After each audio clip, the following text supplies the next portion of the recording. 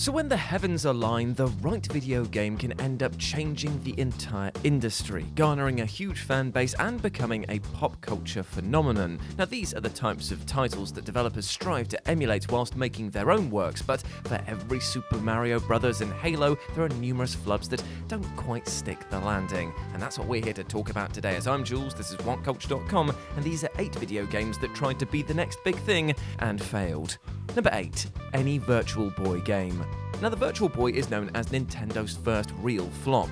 Though the idea of virtual reality seemed revolutionary at the time, things just weren't meant to be back in 1995. The console was very unwieldy, with its terrible design looking like an eyesore. It was also released at a very high price, which made it pretty unfeasible for many gamers. The games themselves also proved to be detrimental to the Virtual Boy. With the promise of virtual reality, players expected an immersive experience that would feel like the next generation of gaming. Instead, Nintendo gave its fans entries that seemed better off on Game Boy. Examples like Mario Tennis, Galactic, Pinball, and Wario Land were definitely decent to play, but didn't really use the console's capabilities to their fullest. The red and black display also made the 3D effect difficult to see and caused some health concerns.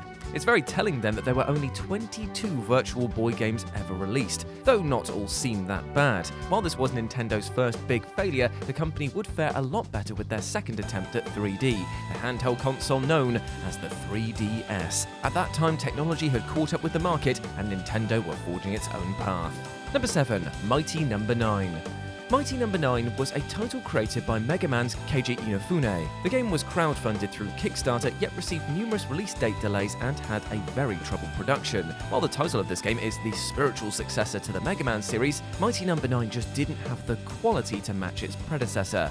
Now, gameplay had a lot of issues, from poor level design leading to cheap deaths as well as very infuriating boss fights. And while games like this have been challenging, they were designed to be fair so that the player wouldn't feel cheated. The title's graphics were also a detriment and made navigating through a level more difficult than it was actually supposed to bloody be. Despite the pedigree and the backing behind it, Mighty Number 9 remains one of the industry's biggest failures. What seemed to be the spiritual successor to one of gaming's most beloved franchises ended up looking like a bad fan game. To paraphrase one of its most infamous pieces of marketing, it made gamers cry like an anime fan on prom night. Number 6. Brink.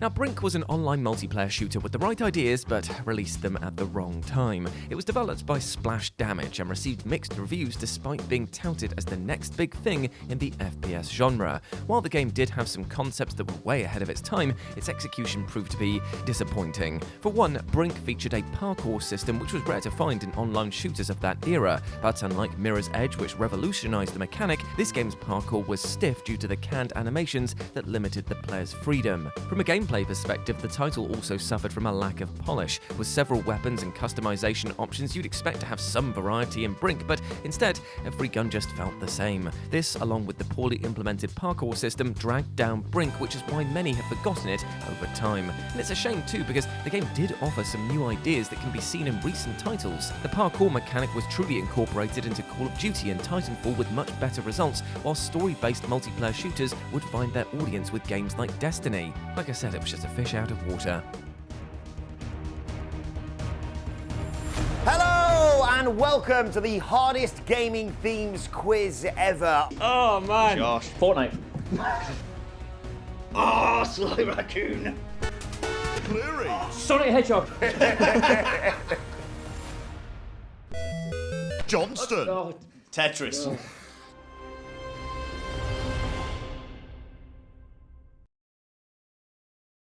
Number 5. Dead Island. Dead Island is best known for its cinematic reveal and is considered one of the best ever made. Detailing the last few moments of an ill-fated family during a zombie outbreak, the trailer was emotional and impactful. It's a shame then that Dead Island failed to make the same dent compared to its marketing. There were numerous technical issues that plagued the game. Characters often had poor textures and controlling them felt sluggish and unresponsive. Combat was inconsistent, as there would be times where you could hit your enemy and other times you just flat out miss. The open world was also a bit dull and lifeless, with resources respawning too quickly to feel like you were ever starved of them, and the game was just filled to the brim with bloody fetch quests. Finally, the story was generic and nowhere near as emotional as the marketing promised that it would be. On the one hand, developer Techland didn't actually have a hand in the trailer, so they can't really be blamed for the advertising not representing their product well, but they can be blamed for just how mediocre Dead Island turned out to be. Number 4, LawBreakers. LawBreakers was a hero shooter that aimed to dethrone Overwatch with its attempts at catering to a mature audience. Headlined by Cliff Bleszinski, the man responsible for Gears of War, the game failed due to various core factors. The first is Cliffy B himself, whose aggressive promotion turned a lot of people off with marketing almost as infamous as Daikatana's. He kept hyping the game as the next big thing, but insulted a lot of potential players in the process.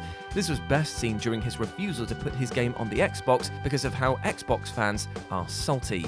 Not exactly the best way to show gratitude to the fanbase that puts you on the map, mate. The second factor was the game itself. While LawBreakers featured a gravity mechanic that was definitely interesting, the title catered to a hardcore audience. This meant that the skill ceiling was too high, which turned off potential players and made the game less accessible.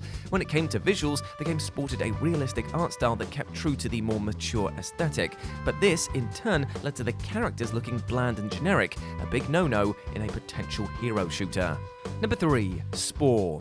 Spore was a 2008 game designed by Will Wright, who worked on SimCity and The Sims. The title had an interesting premise as players were responsible for developing a species and seeing it evolve into an intelligent lifeform through various stages.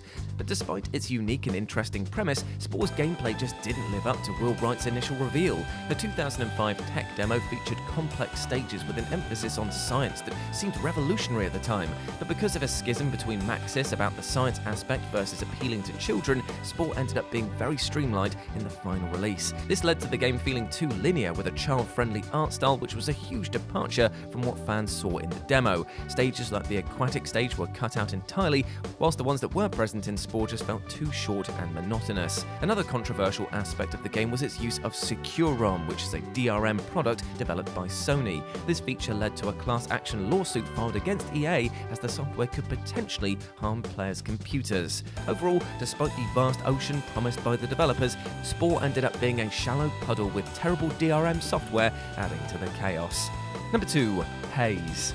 Haze was a video game slated to be the next big thing. It was the PlayStation 3's exclusive first-person shooter and was developed by Free Radical Design, the makers of Time Splitters. The title was also hailed as another Halo killer and would be the PS3 secret weapon that would stand toe-to-toe with Microsoft's flagship franchise. But despite all of that, Haze ended up being a massive disappointment, which highlighted the console's awkward early years. Its biggest failing is underusing the Nectar mechanic. You see, this game allowed players to take a hallucinogenic drug which allowed them to zoom further and reduce weapon recoil. Instead, Haze squanders this opportunity in the single-player campaign, where the main character switches sides 2/3 in and abandons using this altogether. There's also the possum mechanic, where enemies can play dead only to disappear and regenerate health. Unfortunately, however, this game features one of the worst implemented AIs, with enemies acting brain dead and allies offering no substantial help whatsoever. This is due to the abandoned AI system that Free Radical Design failed to implement for the PS3. Ultimately, Haze became lost in time as one of those ill attempts at launching a new IP. But what made things worse, however, was that this was the swan song for a beloved developer such as Free Radical Design. And number 1, Daikatana. Daikatana is surely best known for its infamous advertisement, which promised that John Romero would make us his bitch. Now, the famed developer is known for working on beloved classics such as Wolfenstein 3D, Doom, and Quake, which all revolutionized the FPS genre. And after leaving id Software, he set his sights on making Daikatana his next game. And with Romero's impressive credentials, what could possibly go wrong? Well, everything is the answer to that. From a visual standpoint, this title felt flat compared to its peers due to the numerous delays during production. This meant that by the time the game was released, more graphically impressive titles came out, such as Quake 3 Arena and Unreal Tournament. Another gripe from gamers was that Daikatana's AI companions were terrible. You see, throughout the campaign, the player is aided by AI companions. And that all seems fine in concept, but the AI for these allies is just abysmal. Playing the game at higher difficulties is a death sentence for your computer-controlled friends, and it makes Daikatana even harder to get through. The final game, as well as the infamous slogan, finished Daikatana off for good and put a dent in John Romero's career. Thankfully, it actually has garnered a fan base through the years, with modders improving the game exponentially. And there we go, my friends. Those were 8 video games that tried to be the next big thing and failed. I hope that you enjoyed that, and please let me know what you thought about it down in the comments section below. As always, I've been Jules, so you can go follow me over on Instagram at RetroJ, but the O is a 0, and I hope to see you over there, my friends. As always, I've been Jules. You have been awesome. Never forget that, and I'll speak to you soon. Bye.